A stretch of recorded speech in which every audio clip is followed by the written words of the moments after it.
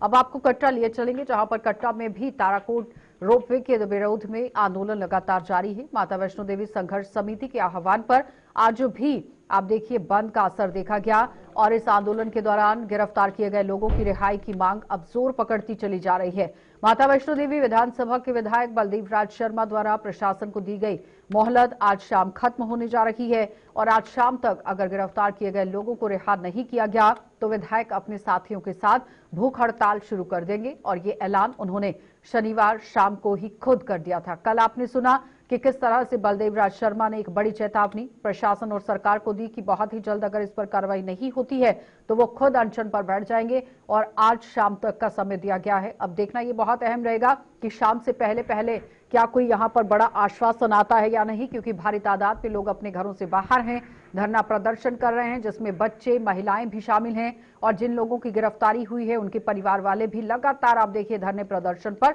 डटे हुए हैं। उनका साफ तौर पर कहना है कि जब तक उन्हें रिहा नहीं किया जाता, उनके परिवार वालों को रिहा नहीं किया जाता, तब तक वो धरने प्रदर्शन से उठने वाले नहीं हैं। तो फिलहाल कटरा से तस्वीरें आपके सामने, जहां पर श्रद्धालु यहां माता वैष्णो देवी के दर्शन करने के लिए पहुंच रहे हैं, लेकिन कहीं ना कहीं श्रद्धालुओं को परेशानी जरूर झेलनी पड़ रही है। और ये भी बताते चले कि 2012 से ही इस प्रोजेक्ट पर चर्चा चल रही थी, मंथन चल रहा था। 2017 में भी इस पर कार्रवाई करने की कोशिश की गई और उसके बाद पूरी तरह से आप देखिए चर्चा करने के बाद एक रोड मैप तैयार करने के बाद यहाँ पर मुहर लगाई गई और उसके बाद ही यहाँ श्राइन बोर्ड की तरफ से एक बड़ी प्रेस कॉन्फ्रेंस की गई, जिसमें साफ तौर पर बताया गया कि स्टेक होल्डर्स को कॉन्फिडेंस में लेकर ये बड़ी कार्रवाई को अंजाम यहां पर दिया गया है। लेकिन आम जनता आप देखिए आज भी धरने प्रदर्शन पर बैठी हुई है। वो कह रही है कि स्टेक होल्डर्स को और आम जनता को कॉन्फिडेंस में नहीं लिया गया है और इसके बाद लगातार यहां पर काम शुरू कर दिया गया है। लेकिन अब विधायक भी इनके समर्थन में उतर आए हैं। आज शाम तक का अल्टीमेटम दिया गया है, चेतावनी जारी की गई है बलदेव राज शर्मा की तरफ से, जो वैष्णो देवी सीट से जीतकर सामने आए थे। लेकिन फिलहाल जिस तरह से लोग अपने घरों से बाहर हैं, धरना प्रदर्शन कर रहे हैं, प्रशासन इस पर लगातार चुप्पी साधे हुए है। स्टेक होल्डर्स के साथ बातचीत करने की कोशिश हो रही है, लेकिन वहां से क्या कुछ आश्वासन आएगा, ये सारी बातें आम लोगों की तरफ से यहां बताई जा रही हैं। लेकिन इस बीच में सवाल यहां पर यह उठता है कि अगर इतनी तादाद में लोग अपने घरों से बाहर हैं तो फिर मिल बैठकर इस मुद्दे को सुलझाने की जरूरत है, क्योंकि रोपवे प्रोजेक्ट को लेकर यह बात हो रही है, जहां पर साफ तौर पर यह भी बताया गया कि ये रोपवे प्रोजेक्ट सिर्फ और सिर्फ बुजुर्गों और दिव्यांगों के लिए यहां पर लगाया जा रहा है ताकि उन्हें सहूलियत मिल सके, वो अपना सफर अच्छे से कर सके। लेकिन इस बीच में आम लोग ये विरोध जता रहे हैं कि इस तरह का प्रोजेक्ट नहीं लगना चाहिए। पहले हेलीकॉप्टर सेवा भी इसी तरह से लगी थी, उनका भी यही कहना था कि उस समय भी यही बड़ी बातें सामने रखी गई थी, लेकिन उसके बाद यहाँ वीवीआईपी जो सर्विस है वो शुरू हो गई। कई तरह के आरोप हैं, लेकिन ग्राउंड जीरो की तरफ रुख कर लेते हैं। सोहन कोहली हमारे साथ जुड़ गए हैं। सोहन, ताजा अपडेट कीजिएगा, क्योंकि आज शाम का समय जो है वो दिया गया है बलदेव राज शर्मा की तरफ से, लेकिन अभी धरना स्थल पर क्या कुछ चल रहा है? बिल्कुल, मैं बता दूं कि जो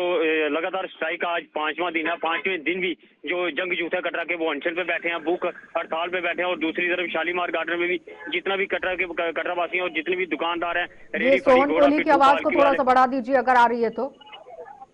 जी बिल्कुल, मैं आपको बता दूं कि घोड़ा पिट्ठू पालकी सब अपना रोजगार बंद करके यहाँ पे अनशन पे बैठे हुए हैं। और कल रात को जब बलदेव राज शर्मा, बीजेपी के बलदेव राज शर्मा जी जब उनके बीच में पहुंचते हैं तो उनको आश्वासन देते हैं कि मुझे 24 घंटे का मोहलत दी जाए। 24 घंटे के भीतर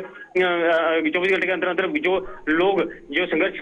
कमेटी के जो मेंबर हैं जिनको हिरासत में लिया है, उनको मैं छुड़वाने की कोशिश कर रहा हूं। अगर आज रात तक उनको नहीं छोड़ा तो बलदेव राज शर्मा जो कि यहाँ के एमएलए हैं, वो भी इनके साथ अनशन पे बैठने के लिए उन्होंने साफ तौर पे कहा कि मैं भी आज के बाद यहाँ पे उनके साथ अनशन पे भूख हड़ताल पे बैठूंगा। क्या लगता है सोहन की कोई आला अधिकारियों के साथ या प्रशासन के साथ अभी तक कोई वार्तालाप हो पाया है कि शाम से पहले पहले आश्वासन कोई आएगा? जी बिल्कुल, बलदेव राज शर्मा जी के उनका ये साफ तौर पे जितने भी पब्लिक है उसके सामने उन्होंने बयान दिया था कि मैं हाई अथॉरिटी से बात कर रहा हूँ, जो हो सकता है जल्द से जल्द आज शाम तक ये मसला हल हो जाए, ताकि श्रद्धालु जो हैं मां वैष्णो देवी के दर्शनों के लिए आ रहे हैं उनको दिक्कत का सामना ना करना पड़े। क्योंकि नया साल है, नए साल के ऊपर काफी ज्यादा श्रद्धालु जो हैं वो मां वैष्णो देवी के दर्शनों के लिए यहाँ पहुंच रहे हैं और काफी ज्यादा दिक्कतों का सामना उनको करना पड़ रहा है। सूत्रों के हवाले से ये भी खबर आ रही है, डिप्टी सीएम जो भी अभी थोड़ी देर में डिप्टी सीएम वो भी कटरा पहुंच रहे हैं, वो भी इन लोगों की समस्याएं जो इनसे बात करने के लिए यहाँ पे पहुंच रहे हैं। हालांकि वो भी कोशिश कर रहे हैं कि कोई ना कोई रास्ता रास्ता निकले ताकि ये अनशन है वो भी खत्म हो जाए और जो भूख हड़ताल पे बैठे हैं वो भी कहीं ना कहीं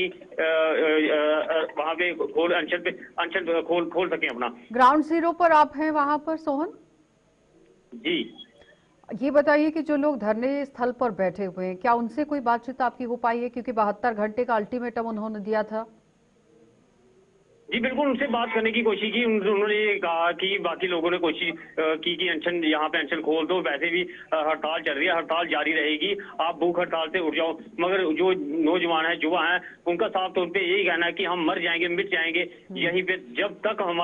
हमारे जो साथी हैं उनको रिहा ना किया गया और गंडोले का काम बंद नहीं किया गया, तब तक हम यहाँ पे अनशन पे ही बैठे रहेंगे। लेकिन सोहन, एक सवाल जरूर उठ रहा है कि 2012 से इस प्रोजेक्ट पर चर्चा चल रही थी, 2017 को दोबारा से रिव्यू भी किया गया, फिर 2022 में भी रिव्यू किया गया और 2023 में यहाँ पर आप देखिए किस तरह से प्रेस कॉन्फ्रेंस होती है। इतना लंबा समय अगर बीच में चला गया तो इस दौरान बातचीत नहीं हो पाई है। क्या लगता है कि इतने लंबे समय के बाद जब काम शुरू हुआ तो आम जनता की तरफ से विरोध जाहिर कर दिया गया? आपको नहीं लगता है कि विरोध अगर होना चाहिए था तो पहले होना चाहिए था, कि उस पर सोच विचार होता?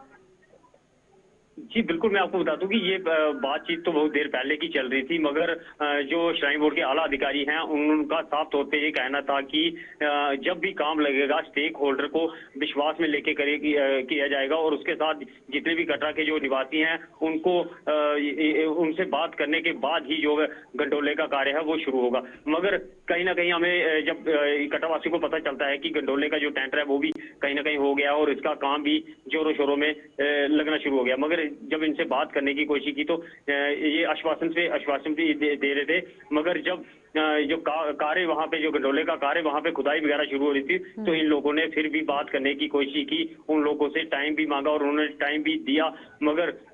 उनकी बात से ये खरा नहीं उतरे। मगर उसके बाद जो है ये स्टेप उठाना पड़ा इनको। डिप्टी सीएम कब तक पहुंच रहे हैं